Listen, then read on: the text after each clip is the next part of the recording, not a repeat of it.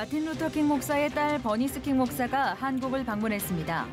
버니스 킹 목사는 분단 상황인 대한민국이 비폭력 철학을 통한 이해와 존중의 자세를 가져야 한다고 강조했습니다. 마케도니아의 국가 이름이 북마케도니아로 공식 변경되면서 오랜 기간 국명 문제를 놓고 대립했던 그리스와 마케도니아의 갈등이 표면적으로 일단락됐습니다.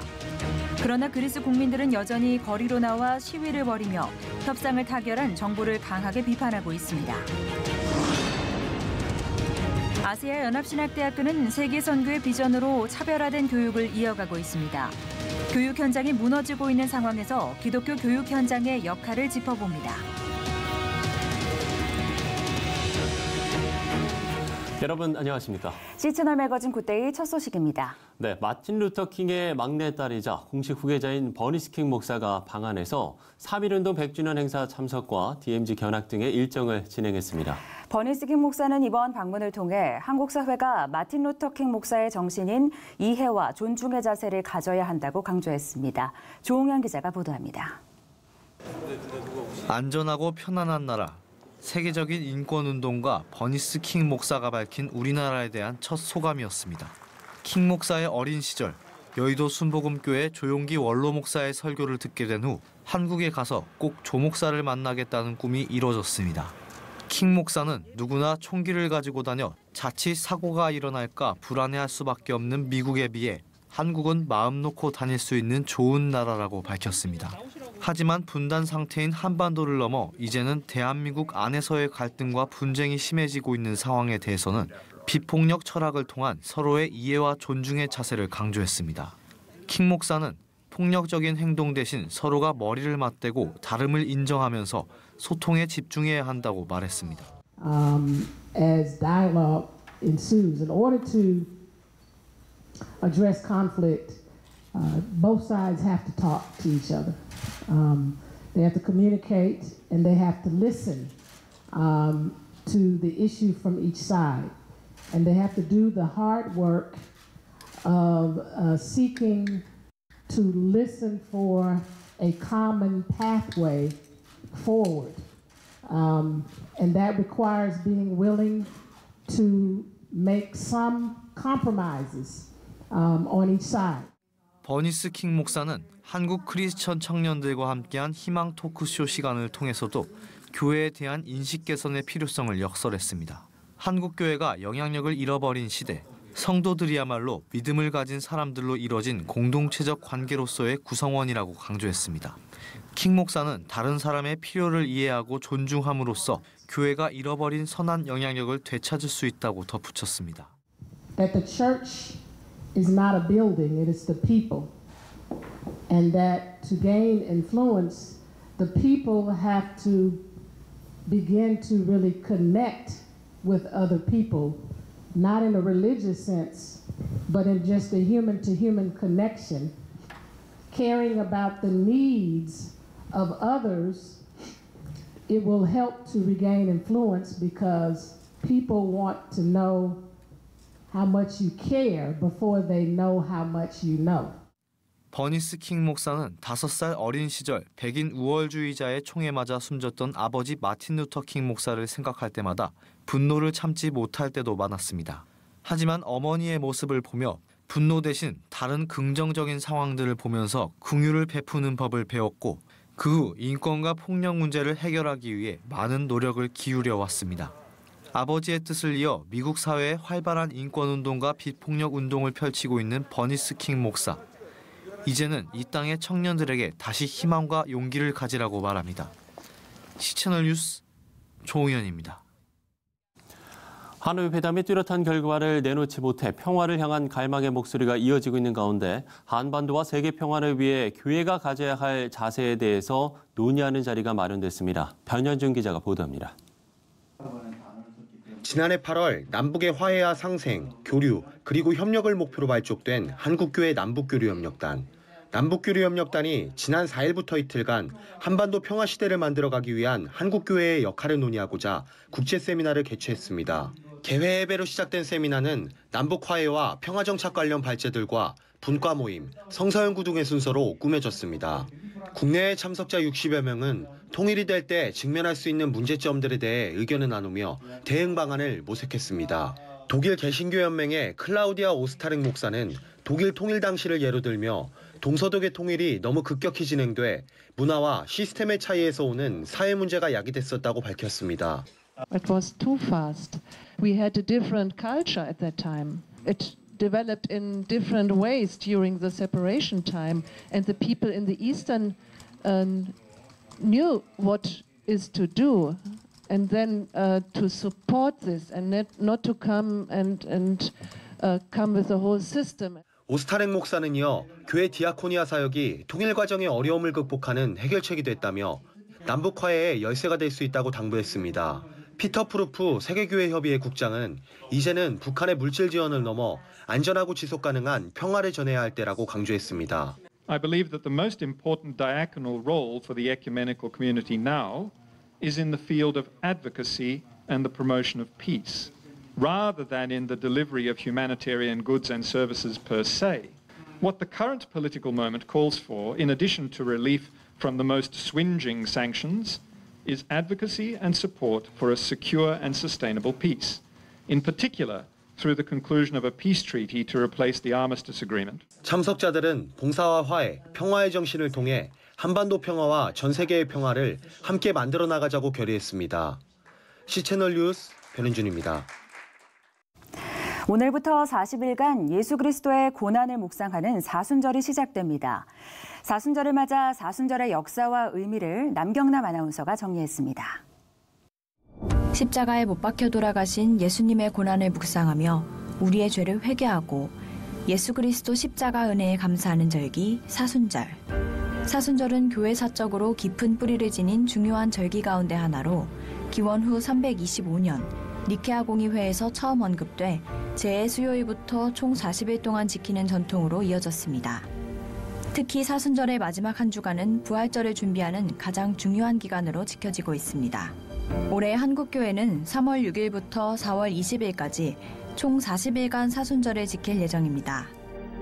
절기별 교회의 목회와 예배를 돕고 있는 한일장신대학교 명예총장 정장복 목사는 기도와 절제를 통해 사순절 본래의 의미를 잃지 않고 하나님 앞에서 마음을 지키는 사순절을 보내야 한다고 조언합니다. 내 육체가 즐기는 것들은 어떻게 보면 하나님의 말씀과는 정반대되는 또는 불순종하는 그런 일이 참 많아요.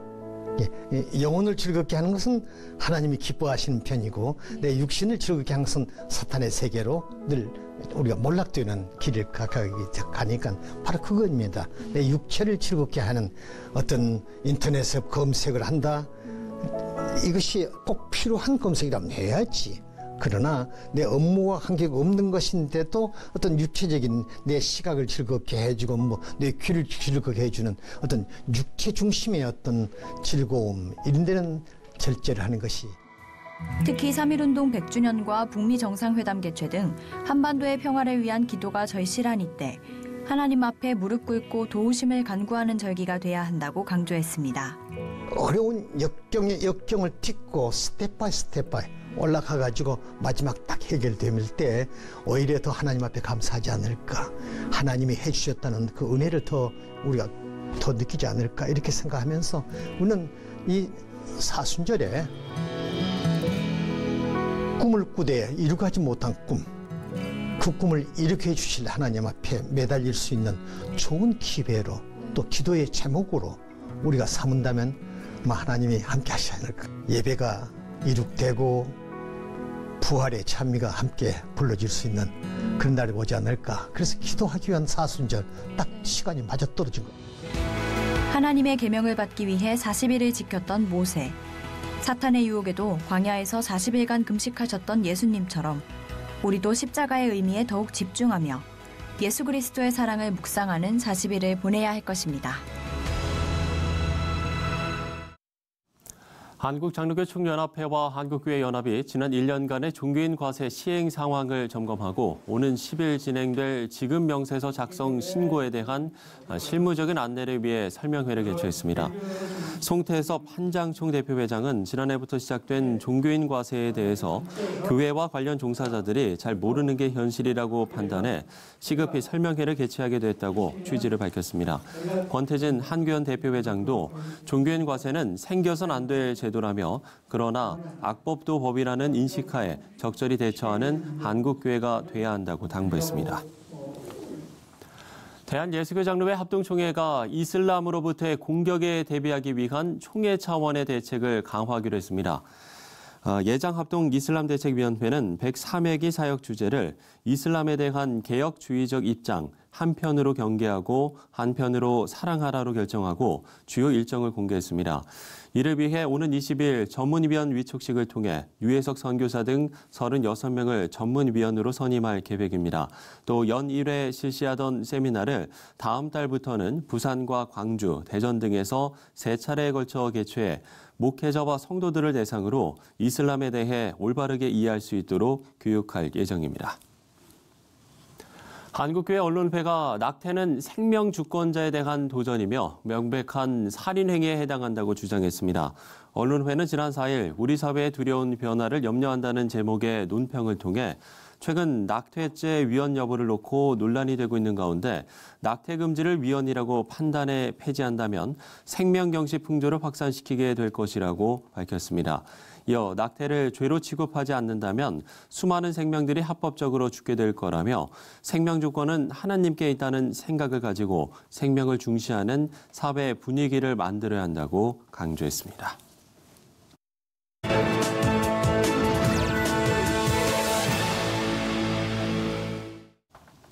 마케도니아가 국가 이름을 북마케도니아로 변경하면서 그리스와 30년 가까이 지속되어 온 분쟁에도 종지부를 찍었습니다. 상황은 일단락됐습니다마는 그리스는 반대 시위를 이어가고 있는데요. 갈등의 불씨는 여전해 보입니다. 네, 왜 이런 상황이 일어났었던 건지 그리스와 마케도니아의 관계에 대해서 알아보도록 하겠습니다. 그리스의 김수길 선교사님 전화 연결되어 있습니다. 자, 선교사님, 일단 오랜 시간 이어져 온 그리스와 마케도니아와의 갈등, 이게 왜 일어난 건지 설명해 주시죠. 네, 마케도니아와 그리스는 가장 가까운 나라이면서도 나라 이름 때문에 가장 먼 나라이기도 합니다. 그리스 현 정부는 국민의 감정과 관계없이 마케도니아가 원하는 나라 이름에 대해서 오랫동안 협상을 해왔습니다. 현재 지프라스 수상이 취임한 후에 북마케도니아라는 호칭을 이끌어내었을 때에 즉 작년 6월부터 그리스 전 지역과 전 미주의 그리스인까지 모두가 반대 데모를 하였습니다. 이유는 그리스인들은 현재 마케도니아 공화국의 사람들이 그리스인도 아닌 슬라브계의 사람들이고 그들과 말도 다른 슬라브어를 사용하고 있는 그들이 옛날 마케도니아의 영토가 조금 포함되었다고 마케도니아 공화국이라고 하는 것이 분노하고 있는 겁니다. 네, 아무래도 이 마케도니아의 정통성 문제와 좀 관계가 깊은 것 같은데요. 참 문제가 쉽지 않을 것 같습니다. 그리스인들에게 그렇다면 마케도니아는 어떤 의미가 있을까요? 네, 그냥 한 지역을 가리키는 것이 아니라 그리스 역사에 가장 자랑할 만한 최전성기의 시대가 마케도니아 왕국 시대였습니다. 그래서 그리스인들에게 마케도니아는 무엇과도 바꿀 수 없다는 것입니다. 빌립 2세와 그 이름만으로도 가슴이 뛴다는 알렉산더 대왕의 시대입니다. 그리고 고대 유명한 마케도니아의 수도인 데살로니카는 현 그리스 마케도니아 주의 주도이기도 합니다. 그 외에 빌립보를 비롯한 대부분의 마케도니아 도시는 현재 그리스에 있습니다.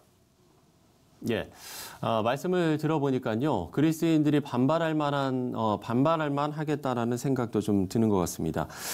제가 마케도니아는 성경 속에서도 그 이름을 찾아볼 수가 있는데 성경 속 마케도니아도 매우 중요한 곳이었죠? 네, 바울과 마케도니아의 환상은 복음이 동방에서 서방으로 옮겨지는 중요한 시점입니다. 그리스 종교의 구전에는 바울 사도가 환상을 보았던 이오니아 지역과 마게도니아 지역은 사람도 언어도 모두가 같은데 어떤 구분으로 마게도니아 사람이 바울을 불렀는가라고 묻고 있습니다. 그런데 그 문제는 바울의 환상 속에 나타난 사람이 바로 가장 유명한 알렉산드라는 것입니다. 이렇게 시작된 복음은 지금까지 이어지는 동방정교회의 근본이 되었고 동방정교회 다른 이름인 히랍정교회라는 사실에 모든 그리스인들은 민족적 자부심으로 오늘까지 살아가고 있습니다.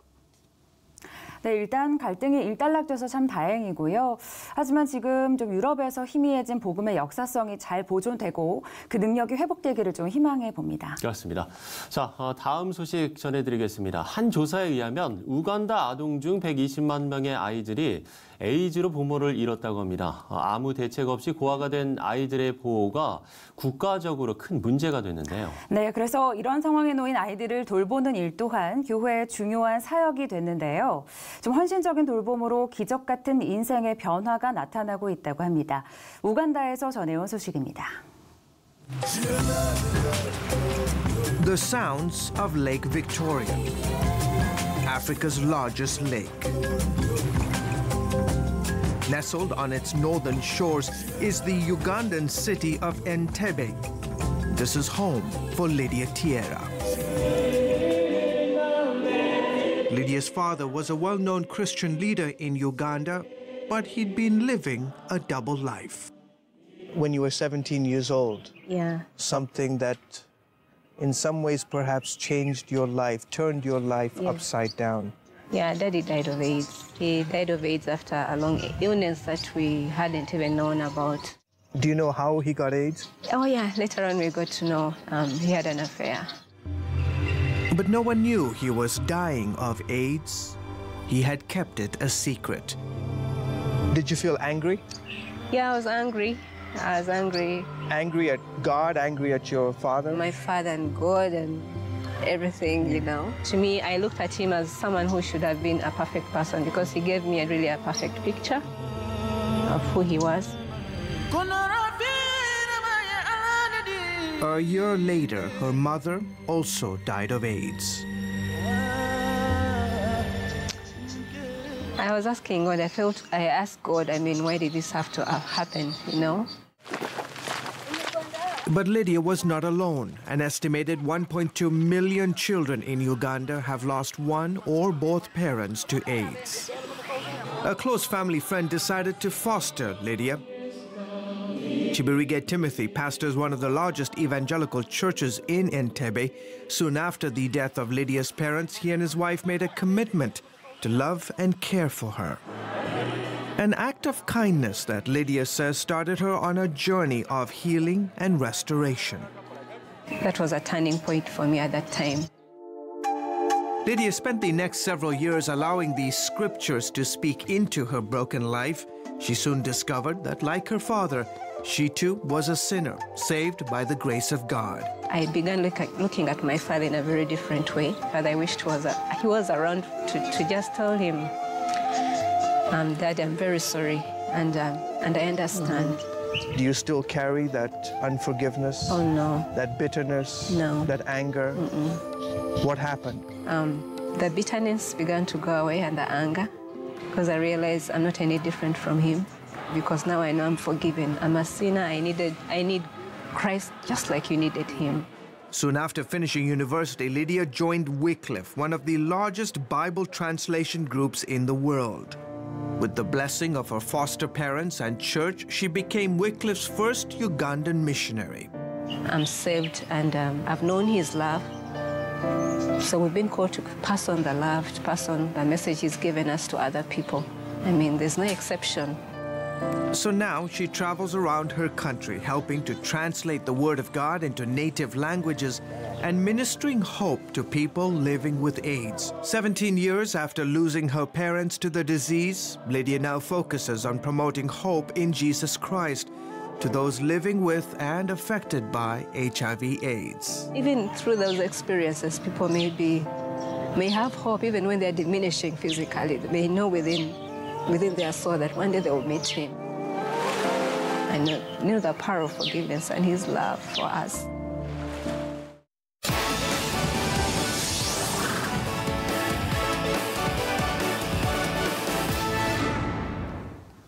네, 하나님의 법, 세상의 법, 이재만 변호사님 나오셨습니다. 안녕하십니까? 안녕하세요. 네, 안녕하세요. 네, 나와주셔서 감사합니다.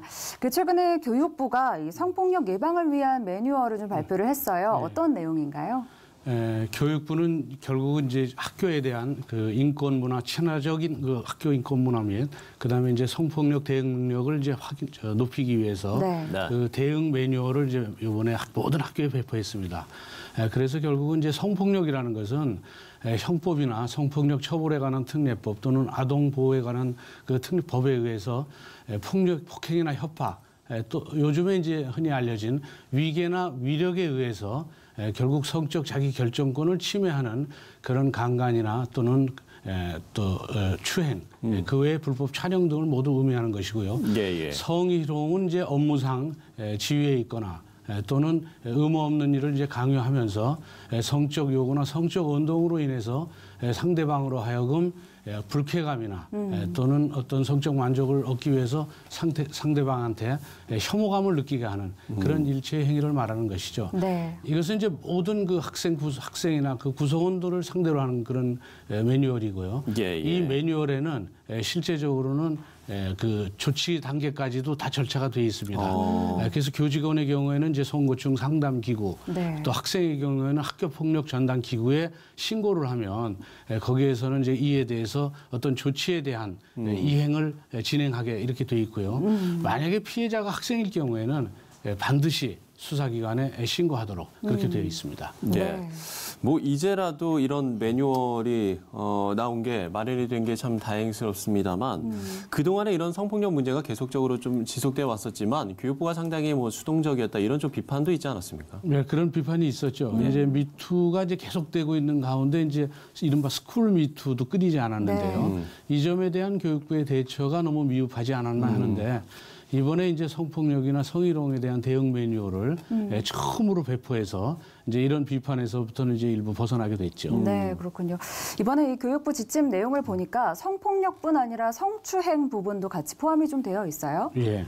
이제 성추행은 이제 이른바 성폭력의 일원인데 이번에 가장 문제된 것이 이제 성희롱입니다. 이제 성희롱이라는 것은 결국 세 가지로 신체적 성희롱, 또 언어적 성희롱, 그다음에 이제 분위기에 의한 어떤 시각적 성희롱 이렇게 되어 있는데 그 성희롱 등이 유형으로 다 유형화되어 있지 않았기 때문에 실제적으로는 무엇이 성희롱인지에 대해서 사실은 그 인식이 잘 없었어요.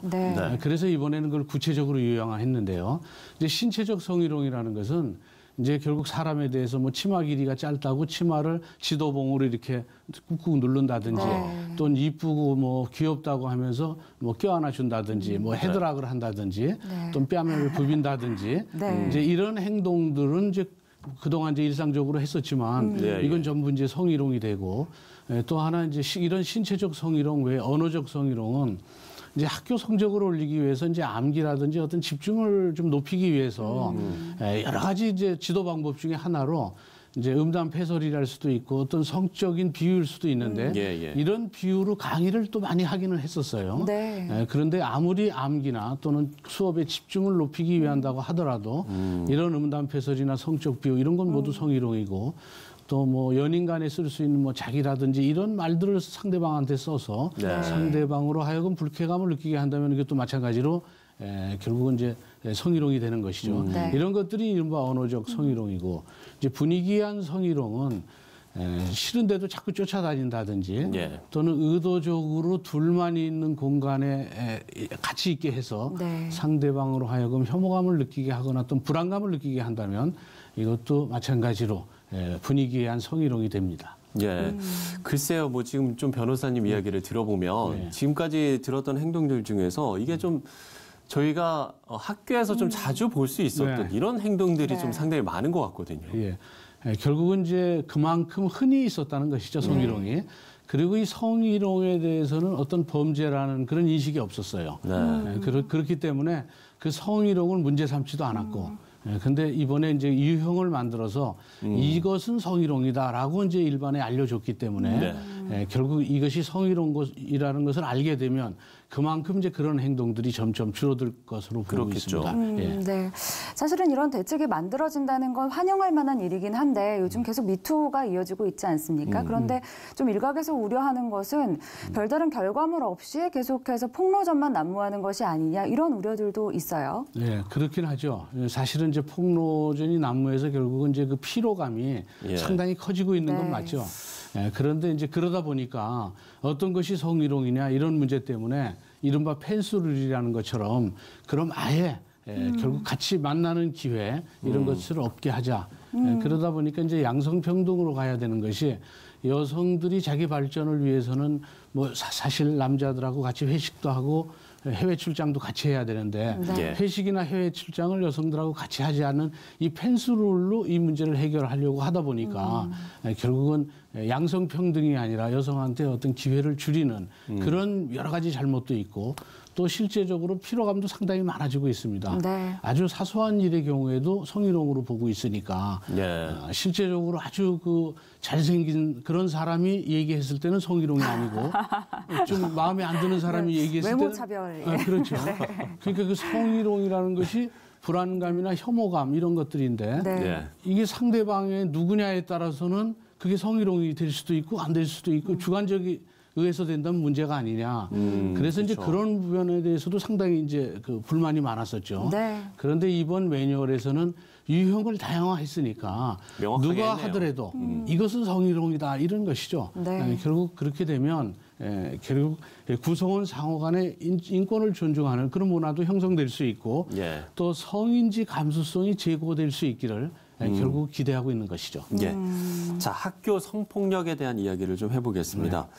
이 부분 지금 법적 제재가 어떻게 되는 겁니까? 성폭력이라는 것은 이제 그 형법 외에 성폭력 처벌에 대한 특례법, 아동 성보에 대한 법률에 의해서 결국은 폭행이나 협박 등에 의해서 근데 흔히 또 위계 위력도 마찬가지입니다. 이거에 의해서 이제 강간이나 뭐 추행 이런 경우에는 다 형사처벌하는데 지금 친고죄, 성폭력이 친고죄에서 폐지됐기 때문에 일단 고소가 된 후에는 합의를 하면 전에는 처벌되지 않았는데 그게 이제 친고죄 그렇죠. 거죠. 그런데 지금은 친고죄가 폐지돼서 합의를 해도 처벌됩니다. 양형상 문제가 되고 또 13세 미만이 피해자일 때는 이럴 경우에는 합의를 한 화관이라도 형사처벌됩니다. 그리고 이제 성희롱의 경우에는 결국은 이제 이런 것들은 이제 국가인권위법이나 이런 거에 의해서 이제 결국 영향을 받는데 성희롱의 경우에는 사실은 흔히 있을 수 있는 일 가지고도 파면이나 해임이 될 수도 있습니다.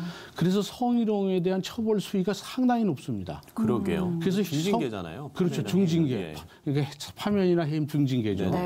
그리고 또 정직이 될 수도 있고 그러면 이제 일단 정직이 되면 이제 승진하는데도 문제가 될 수도 있고 그래서 흔히 성희롱이 아니라고 생각했는데 이 일로 인해서 파면이 될 수도 있으면 이제 그 가정은 거의 이제 이 살아가는 데 있어서 이루 말할 수 없는 피해가 아니라 이제 굉장히 함정에 빠지는 것이죠.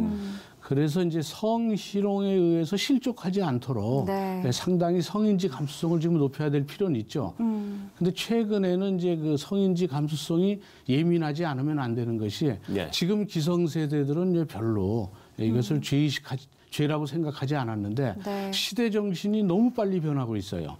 근데 이 빠른 시대 정신을 따라가지 못하면 실족할 수 있으니까 이 매뉴얼에 나타난 유형들을 잘 숙지해서 스스로도 성인지 감수성을 높여야 됩니다. 네, 좋습니다.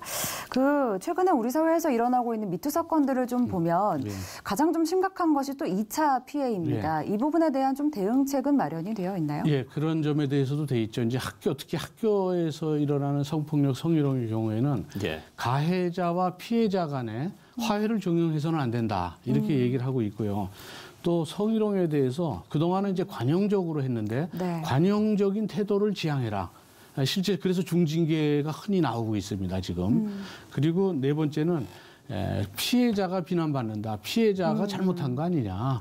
피해자가 잘못했기 때문에 성희롱 당하지 다른 사람들은 다 성희롱 당하지 않는데 왜 유독 너만 계속 성희롱을 당하느냐.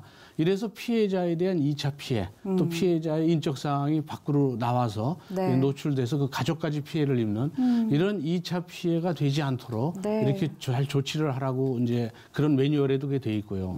그래서 이제 실제적으로는 학교 차원에서는 이제 2차 피해를 예방하기 위해서 외부에 나가게 되는 이런 그 외부 보도는 학교 차원에서 일원화해서 그걸 다 통제하고 있고요. 학교 선생님들도 학생들한테 2차 피해가 되지 않도록 학생들을 잘 설득하라고 이렇게 얘기를 하고 있고 또 부모님들도 피해자나 가해자에 대해서 계속적으로 더 이상 이런 일이 없도록 잘 그렇죠. 설득하고 소통을 하라. 이런 지시도 하고 있습니다. 네. 네. 저는 참 뭐 이런 이야기를 지금 계속 하고 있는 게 좀 안타까운데 더 안타까운 거는 저희가 뭔가 이 학교라는 게 성장하고 뭐 의지하는 이런 장소가 아니라 네. 어떤 불신의 장소 이런 게 좀 되는 게 아닌가 이런 좀 생각도 들거든요. 네, 그렇습니다. 좀 상대방을 먼저 하나님의 창조물로 여기는 그런 좀 인식이 필요할 것 같고요. 좀 하나님이 천하보다 생명을 귀히 여기셨지 않습니까? 그 존엄성이 우리 사회에서도 좀 더 존중받았으면 좋겠다는 그렇죠. 생각이 듭니다. 네. 네. 변호사님 뭐 어떻게 보세요? 그 욥기 15장 20절에 악한 자의 일생은 괴로움의 연속이요 폭력배의 수명은 하루살이라 이런 선구처럼 네. 하나님은 이제 폭력을 쓰는 사람을 이제 상당히 싫어하신다 이런 이제 말씀을 하셨죠. 네. 예, 그렇습니다. 그래서 폭력이 이제 이 사회에 발붙일 수 없도록 성희롱이 이렇게 하기 위해서는 이런 매뉴얼에 따라서 그 성폭력, 성희롱, 특히 성희롱의 유형을 잘 인식해서 성인지 감수성이 모두 다 제고될 수 있도록 그런 일이 벌어지면 옆에서 그것은 매뉴얼에 의하면 성희롱이야.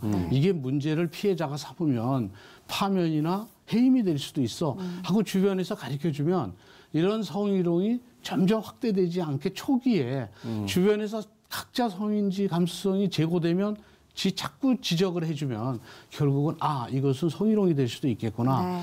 이렇게 해서 결국은 성희롱이 이 나라에서 발붙일 수 없는 그런 시기가 좀 앞당겨지지 않을까 이런 생각을 합니다. 예, 네. 알겠습니다.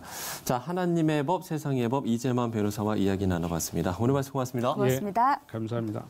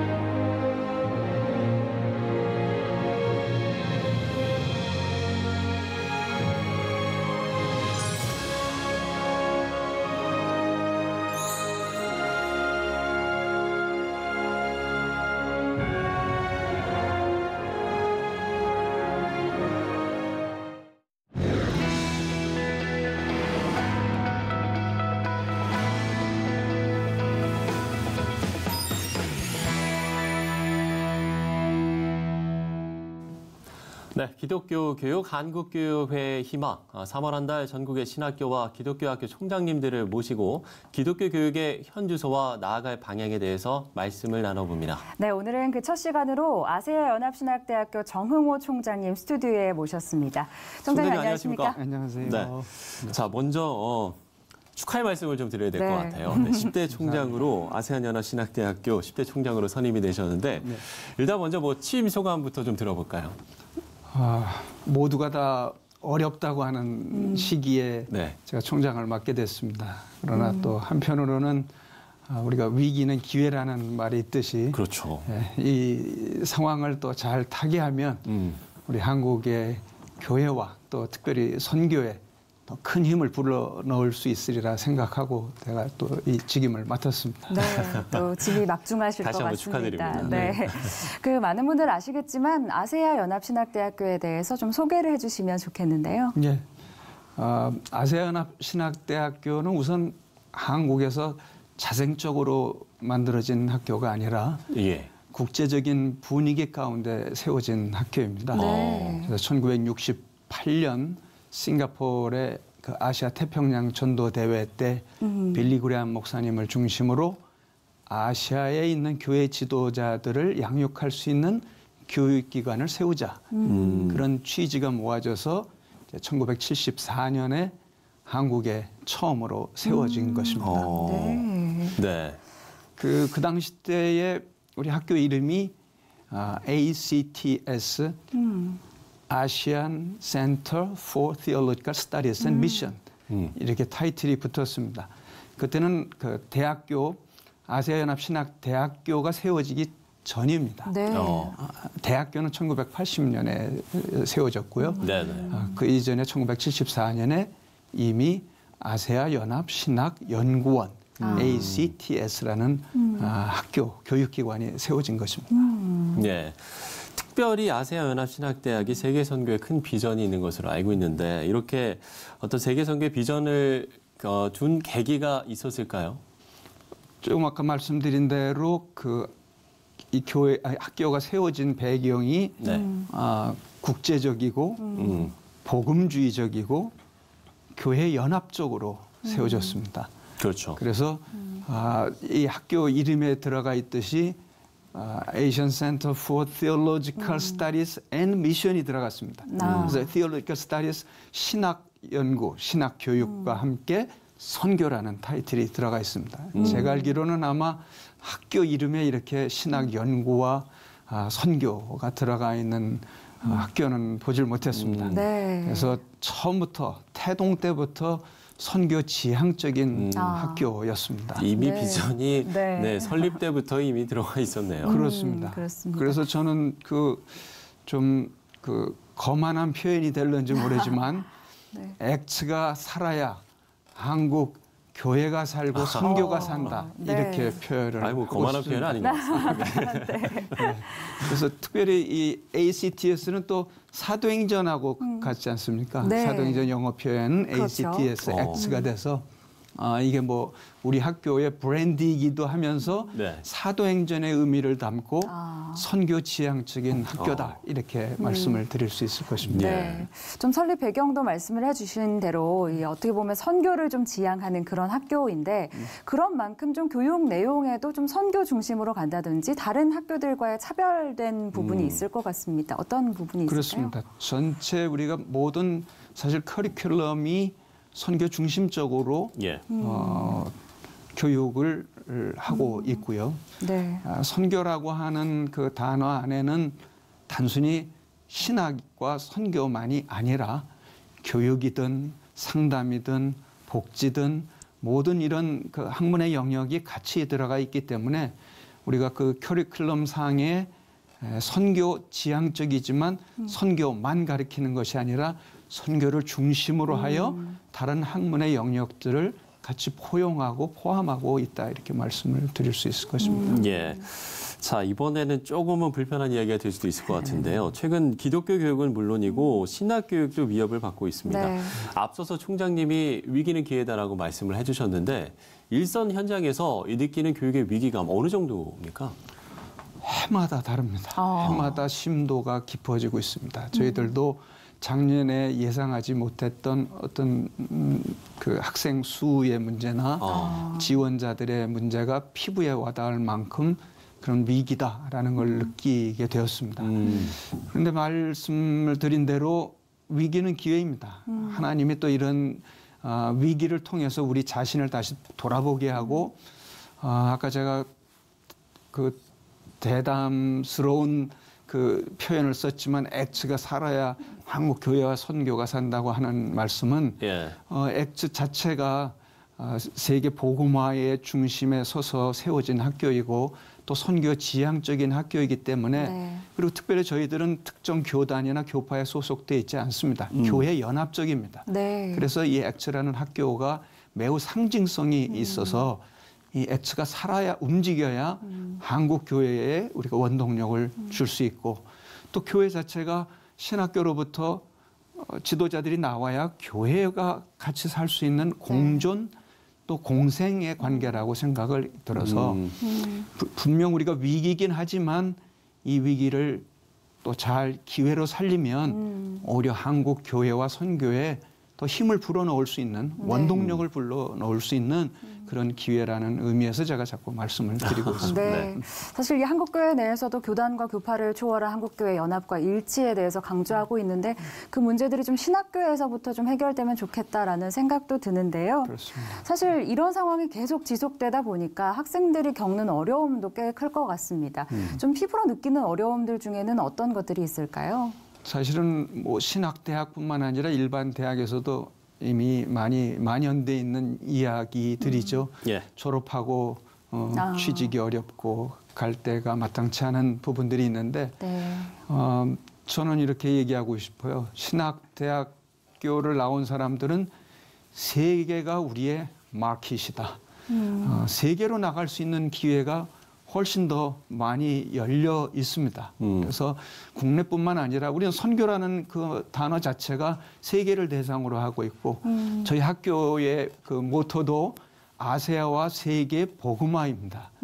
그러므로 우리 학교에서 공부한 우리 학생들이 지금 상황은 어렵지만 제대로 교육을 잘 받고 나오면 훨씬 더 세계를 향해서 나아갈 수 있는 기회가 널려져 있다. 네. 이렇게 좀 비전을 넓고 크게 가졌으면 좋겠다는 생각입니다. 그러면 총장님께서 보시기엔 지금의 어떤 이런 위기를 타개하기 위해서 가장 필요한 게 있다면 그게 좀 뭘까 좀 어떻게 생각을 하시나요? 그 위기를 말씀한 것처럼 저희들이 가장 피부로 와닿는 부분인데요.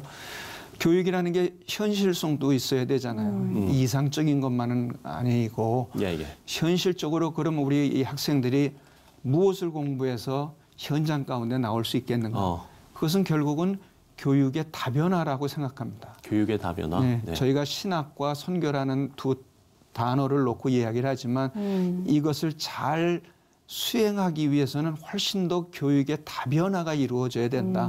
실제로 이 학생들이 졸업하고 나와서 현장에 들어가서 다 신학자가 되는 거 아니고 다 선교사가 되는 건 아니니까요.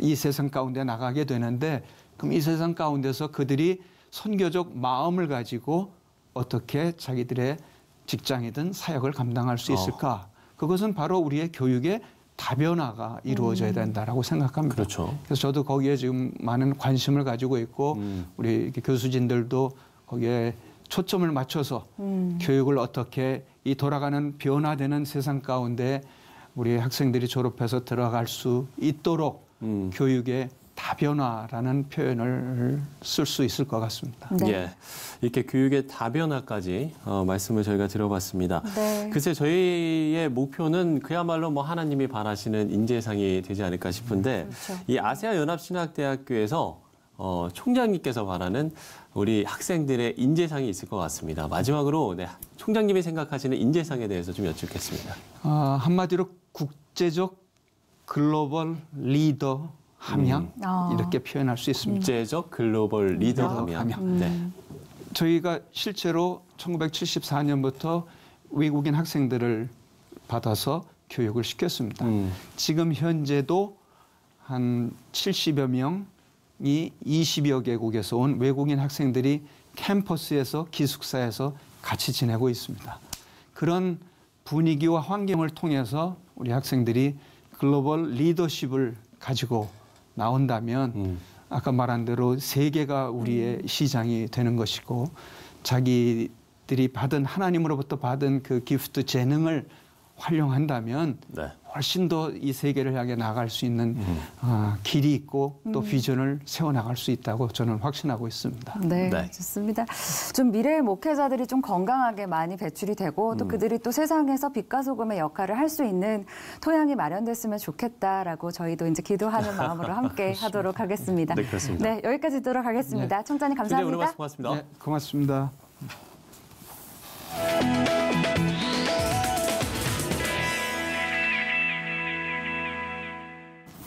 네, 사순절이 시작됐습니다. 앞서 보도해드린 것처럼 사순절은 회개와 묵상, 또 절제를 실천하는 절기인데요. 네, 가장 중요한 건 우리가 일상생활에서 십자가의 사랑을 기억하고 실천하는 문제겠죠.